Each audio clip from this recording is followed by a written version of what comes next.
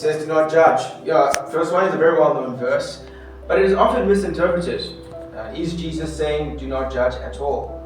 After all, we do make all sorts of judgments every day about what's true, what's right, even what's safe. Jesus often taught his followers that we should discern light from dark, good from evil. So what is Jesus talking about then?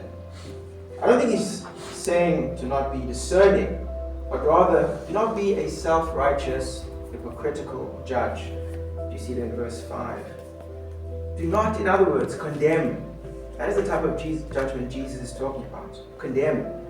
And he paints a picture of what that might look like. Look at verse 3. Why do you look at the speck of sawdust in your brother's eye and pay no attention to the plank in your eye? I mean, he uses quite vivid imagery, doesn't he? You've got a huge plank in your own eye, and yet you want to help someone take the tiny speck out of theirs. Well, what is this picture talking about? Jesus is speaking to a community of his followers and sort of the various situations they might find themselves in and how they treat each other in community.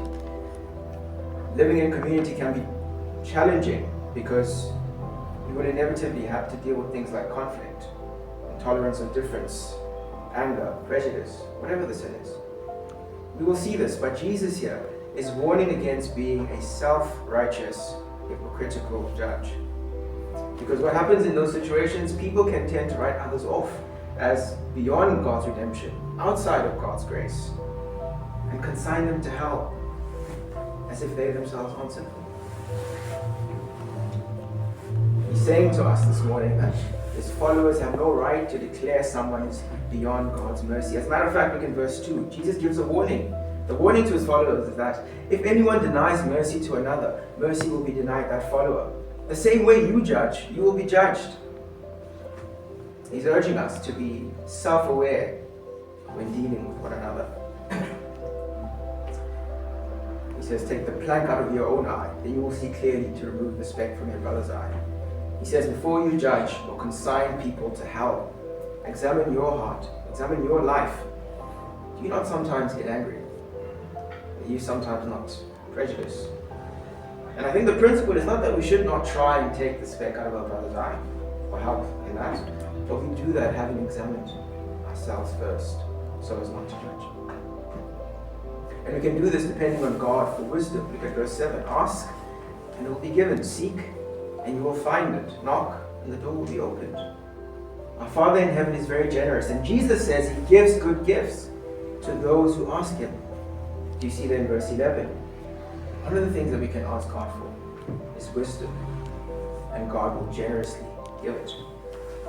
And Jesus comes to the end of his sermon with a very memorable saying, do to others what you would have them do to you. It sums up the law and the prophets. It summarizes the entirety of the interactions envisioned in the Sermon on the Mount. And I think in simple terms, this is what it means, that Jesus understands that living in community can be complicated. And God's wisdom will sometimes elude us. Sometimes you don't know what to do in a situation. But what does it mean to do right by someone?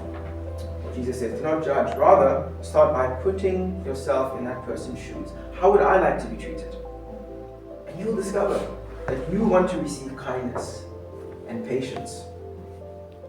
Start with empathy, Jesus says.